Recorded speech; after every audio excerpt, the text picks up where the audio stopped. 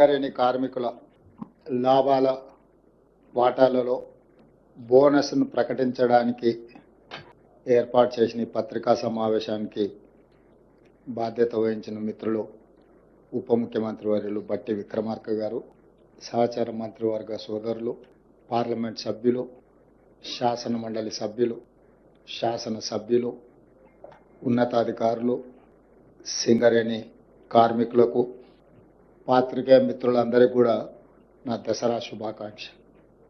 మనందరికీ తెలుసు, తెలంగాణ రాష్ట్ర సాధన ప్రక్రియలో సింగరేణి కార్మికుల యొక్క త్యాగము, వారి శ్రమ చరిత్ర ఎప్పటికీ మరవదు. ఆనాడు తెలంగాణ ఉద్యమం ఉధృతంగా సాగుతున్న సమయంలో రాష్ట్ర ఏర్పాటు ఆలస్యం అవుతుంది అని చర్చలు జరుగుతున్న సందర్భంలో బొగ్గు ఉత్పత్తి మొత్తాన్ని స్తంభింపజేసి ఆనాటి ప్రభుత్వాల మీద ఒత్తిడి తీసుకొచ్చి తెలంగాణ రాష్ట్ర సాధన ప్రక్రియలో సింగరేణి కార్మికులు ఒక ప్రత్యేకమైన పాత్ర పోషించారు. దాన్ని మా ప్రభుత్వం, మా పార్టీ ఎప్పుడూ వారి యొక్క భాగస్వామ్యాన్ని గుర్తిస్తూనే ఉంటుంది. అదేవిధంగా గోదావరి పరివాహక ప్రాంతంలో ఉన్న సింగరేణి బొగ్గు గనులు ఈ దేశానికి, జాతికే వెలుగులను అందిస్తున్నాయి.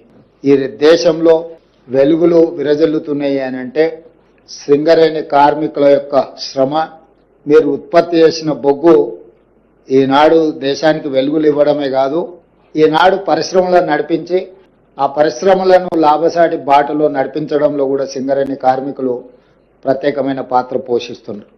మరి నిరంతరం కష్టపడి ఈ జాతీయ ఆదాయంలో, రాష్ట్ర ఆదాయంలో అత్యంత కీలక పాత్ర పోషిస్తున్న కార్మికులకు ఆ సంస్థకు వచ్చిన లాభాలలో భాగస్వాములను చేయాలని, వాళ్ళకు వాటాలు పంచాలని, ఒకనాడు సింగరేణి సంస్థ నష్టాలలో కూరుకుపోయి మూతపడుతుంది అనుకున్న సందర్భంలో కాకా వెంకటస్వామి గారు కేంద్ర ప్రభుత్వంతో సంప్రదించి ఆనాడు ఈ సంస్థను ఆదుకోవడానికి అవసరమైన చర్యలన్నిటిని కూడా చేపట్టింది. ఆ తర్వాత సింగరేణి సంస్థ వెనక్కి తిరిగి చూడకుండా లాభాల బాటలో నడుస్తూ ఉంది. ఆ వచ్చిన లాభాలలో శ్రమశక్తిని నమ్ముకున్న కార్మికులకు వాటాలు పంచాలని మన ప్రభుత్వం నిర్ణయం తీసుకొని ఈరోజు మిత్రులు బట్టి విక్రమార్క గారు ఒక మంచి ఆలోచనతోటి కార్మికులను అభినందిస్తూనే, కార్మికులకు బోనస్లు పంచుతూనే, భవిష్యత్ పెట్టుబడులకు కూడా ప్రణాళిక, భవిష్యత్ తరాలకు సింగరేణి సంస్థను అందించాలంటే భవిష్యత్ ప్రణాళికలు ఉండాలి, సంస్థ విస్తరించాలి, వివిధ రూపాలలో కార్పొరేట్ కంపెనీలతో పోటీ పడే విధంగా ఈ సంస్థను బలోపేతం చేయడానికి ఎన్నో చర్యలను వారు చేపడుతున్నారు.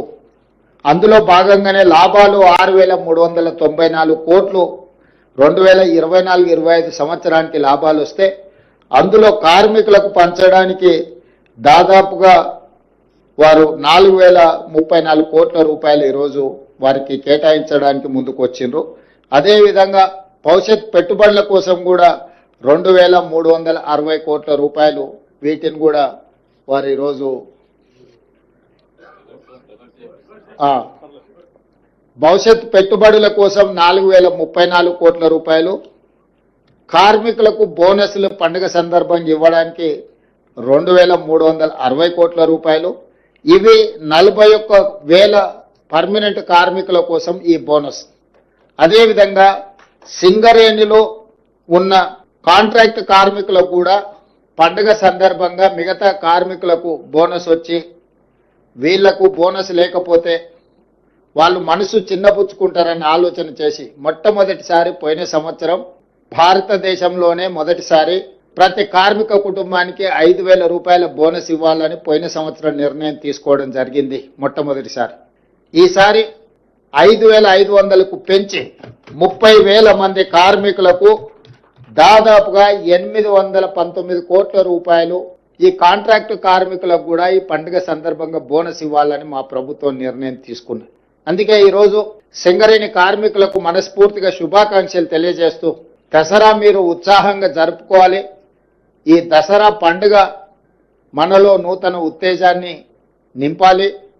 సింగరేణి సంస్థ మరింత లాభాల బాటలో నడవాలి. సింగరేణి సంస్థ కార్పొరేట్ కంపెనీలతో కూడా పోటీ పడి ఈరోజు తలెత్తుకునే విధంగా ఈ సంస్థను నడిపించాలన్న ఆలోచనతోటి ఈరోజు ఈ లాభాలను కార్మికులకు పంచడమే కాకుండా లాభాలలో నుంచి కొంత భవిష్యత్తు పెట్టుబడులకు కూడా ఒక ప్రణాళికబద్ధంగా ముందుకు వెళ్తున్నది. దీనికి సంబంధించి మా డిప్యూటీ సీఎం గారు కార్మిక సంస్థలతో మాట్లాడి భవిష్యత్తు విస్తరణ ఏ విధంగా ఉండాలి, గతంలో ప్రభుత్వం నామినేషన్ బేసిస్ మీద మైన్లు ఇవ్వడానికి వీల్లేదు, మేము అన్ని టెండర్లు పిలుస్తామని కేంద్ర ప్రభుత్వం నిర్ణయం తీసుకొని సింగరేణి ప్రాంతంలో 2 గనులను ప్రైవేటు సంస్థలకు కట్టబెట్టడం జరిగింది. ఆనాడు సింగరేణి కార్మికులు ఆనాటి ప్రభుత్వం టెండర్లలో మేము పాల్గొనము అని చెప్పి నిర్ణయం తీసుకోవడం వల్ల మనం ఏ టెండర్లు కూడా కాంపీట్ చేయలేకపోయినాం.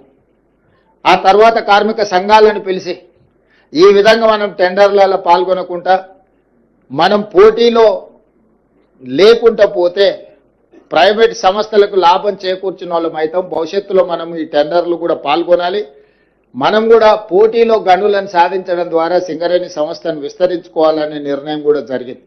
ఈ మధ్యకాలంలో కార్మిక యాజమాన్యాలు నా దగ్గరకు వచ్చి ప్రైవేటు వ్యక్తులకు కట్టబెట్టిన ఈ గనులను కూడా మీరే సింగరేణి సంస్థనే బొగ్గు వెలికి తీసే కార్యక్రమాలను కూడా చేపట్టడానికి ఏం అవకాశాలు ఉన్నాయో వాటిని కూడా పరిశీలించండి అని చెప్పి వాళ్ళు రిప్రజెంట్ చేసింది.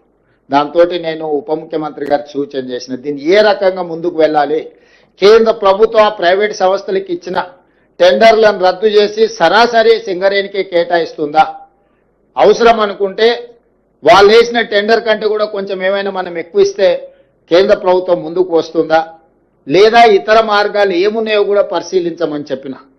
ఏదేమైనా సింగరేణి గనుల ప్రాంతంలో ప్రైవేటు సంస్థలు ఎక్కువగా వాళ్ళ ప్రాతినిధ్యం పెరుగుకుంటూ పోతే ఏదో ఒక సందర్భంలో సింగరేణి మనుగడకే సమస్యగా మారుతుంది. అందుకే ఈరోజు ఆ సమస్యని కూడా పరిష్కరించుకోవాలి. కార్మికుల సంక్షేమం కోసం, కార్మికుల యొక్క అభివృద్ధి కోసం, ఆ వచ్చిన లాభాలలో కార్మికులను భాగస్వాములను చేయాలన్న ఆలోచనతోని మా ప్రభుత్వం ముందుకు వెళ్తుంది. భవిష్యత్తులో కూడా కార్మికులను ఆదుకోవడమే కాకుండా అన్ని రకాలుగా వారి సమస్యలను పరిష్కరించడానికి ప్రభుత్వం ఎల్లవేళలా సిద్ధంగా ఉంది. ఈ రోజు మేము ఒక నెంబర్ అనుకొని బోనస్ ప్రకటిద్దాం అనుకున్నాం, కానీ శ్రీధర్ బాబు గారు ఆ ప్రాంతంలో ఉండే శాసనసభ్యులను అందరినీ తీసుకొని వచ్చి లేదు ఇంకా కొంచెం పెంచండి, 11 గంటలకు మీకు అందరికీ ఈ సంతోషకరమైన ప్రకటన చేద్దామని మేము అనుకుంటే వారు వచ్చి గంట సేపు హర్తాలు చేసి దాన్ని ఇంకా కొంచెం పెంచి వారితో పాటు మిగతా శాసనసభ్యులు అందరూ కూడా పెంచాలి, వీలైనంత మేరకు వాళ్ళను ఆదుకోవాలి.